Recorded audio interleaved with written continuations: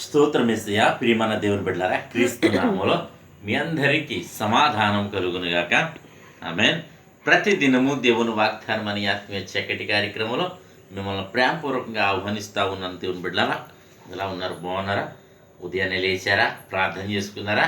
వాక్యాన్ని మీరు కాసేపైనా చదువుకున్నారా?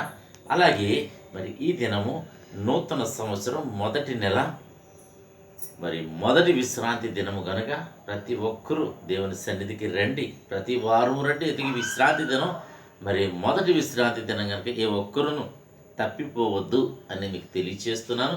అలాగే ప్రతి ఒక్కరు కూడా ప్రతి విశ్రాంతి దినము తప్పిపోకుండా ప్రతి సంవత్సరం 52 వారాలు నేను వెళ్ళగలిగాను, దేవుని సన్నిధికి రాగలిగానని ఒకవేళ నువ్వు చెప్పుకోగలిగితే మరి నువ్వు ధన్యుడు.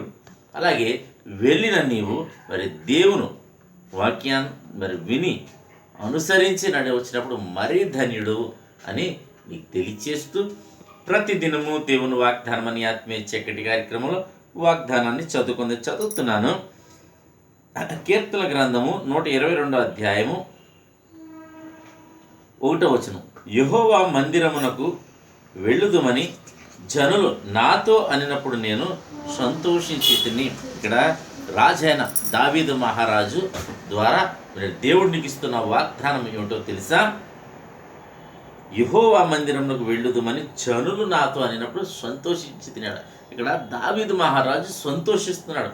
ఏ విషయం ఉందంటే, జనులు దేవుని మందిరానికి వెళ్దామన్నప్పుడట మరి ఆయన ఆత్మ ఉప్పొంగుతుందట, మరి చాలా సంతోషిస్తున్నాడట. ఈ దినము నీవు కానీ మరి అనేక మంది నీతో నేను దేవుని మందిరానికి వెళ్తున్నాను అన్నప్పుడు నీవు సంతోషిస్తున్నావా? ఆనందిస్తున్నావా? అలాగే నీవును వారితో కలిసి మరి ఆనందంగా దేవుని సన్నిధికి వెళ్ళగలుగుతున్నావా? దేవుని ఆరాధించగలుగుతున్నావా? మరి పరిశుద్ధుడైన దేవుని నీవు పరిశుద్ధంగా ఆరాధించినప్పుడు, ఘనపరిచినప్పుడు ఆయన మరి నేను ఘనపరచకుండా విడిచిపెట్టాడు అన్న సంగతి కూడా నీకు తెలియచేస్తున్నాను. ఈ దినం నీ పరిస్థితులు తారుమారైపోవచ్చు. ఎందుకంటే అనేకమైన అవకాశాలు వస్తాయి. ఎలాగంటే చిన్న చిన్న ఇబ్బందులకే మనం దేవుని సన్నిధిని మర్చిపోతూ ఉంటాం. చిన్న ఆటంకం వచ్చింది సార్, చిన్న తలనొప్పి వస్తే చాలు దేవుని సన్నిధికి వెళ్ళకుండా తలనొప్పి వచ్చిందని వంకతో ఆగిపోతామట. ఒక భక్తుడు ఇలాగంటాడు, ఒక సేవకుడు ఇలా చెప్తున్నాడు. ఏమనంటే, దేవుని సన్నిధికి దూరం అవడానికి షాకులు వెతుక్కోవడం కాదు, కానీ దేవుని సన్నిధికి వెళ్ళడానికి షాకులు వెతుక్కోవాలన్నాడు. దేవునికి స్తోత్రం, హల్లెలూయా.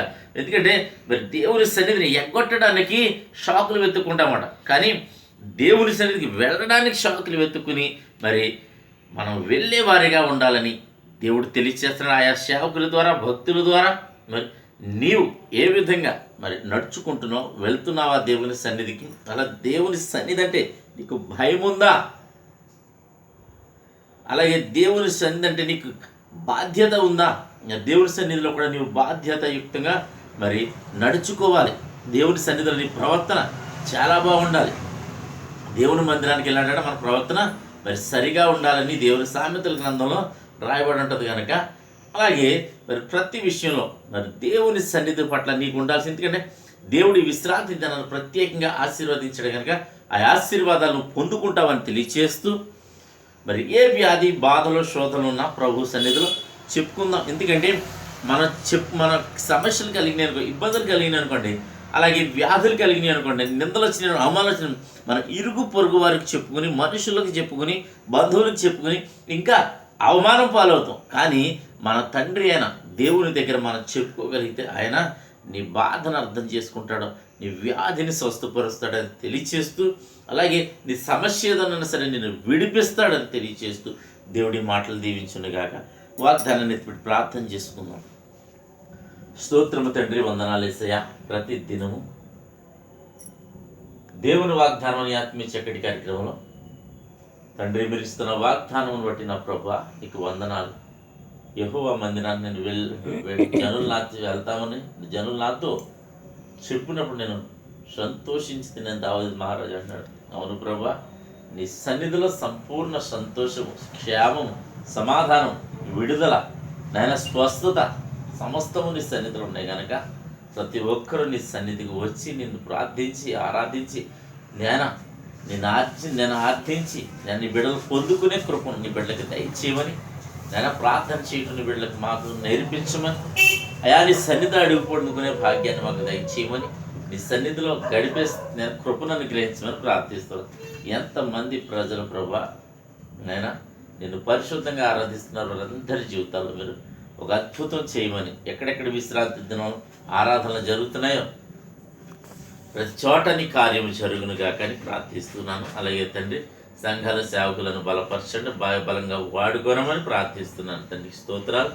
రోగులుంటే స్వస్థపరచమని ప్రార్థిస్తున్నాను. యవనస్తులు చక్కటి సంబంధాలు అనుగ్రహించమని ప్రార్థిస్తున్నాను. అలాగే తండ్రి ఇద్దరు ఎవరిది మ్యారేజ్ అయిన బర్త్డేనో వారిని దీవిస్తున్నాను ప్రభా, నీకు స్తోత్రాలు. మీరు దీవించమని, అలాగే ప్రభా సంవత్సరం అంతయు క్షేమాన్ని దయాకిరీటముగా దయచేయమని ప్రార్థిస్తున్నాను తండ్రి. అలాగే ప్రభా ఎవరికి ఉద్యోగం లేదో, చేతి పనులు లేవో వారందరికీ పనులు కల్పించమని ప్రార్థిస్తూ దీవించమని ప్రార్థిస్తూ ఈ దినం యొక్క ఆశీర్వాదాలతో ప్రతి బిడ్డని నింపమని యేసు నామమున నడుచున్నాను పరమ తండ్రి. ఆమేన్. నేను నమ్ముతున్నాను ప్రియమైన దేవుని బిడ్డలారా, ప్రభు మీతో మాట్లాడి మిమ్మల్ని బలపరిచారని నమ్ముతున్నాను. ఈ వీడియోని ప్రభు చిత్తమైతే లైక్ చేయండి, దాన్ని అనేక మందికి షేర్ చేయండి, పంచిపెట్టండి. మీరు పొందుకున్న ఆశీర్వాదాలు మీరు ఒకవేళ ఈ వీడియోలో ఈ ప్రార్థనలు మీకు ఆశీర్వాదకరంగా ఉంటే మరి లైక్ చేయండి, కామెంట్స్ దయచేసి తెలియచేయాలని చెప్తూ మీ యొక్క ప్రార్థన అవసరతను కూడా కామెంట్ రూపంలో తెలియచేయండి అని చెప్తూ దేవుడు నిన్ను నీ కుటుంబాన్ని దీవించునుగాక. ఆమేన్.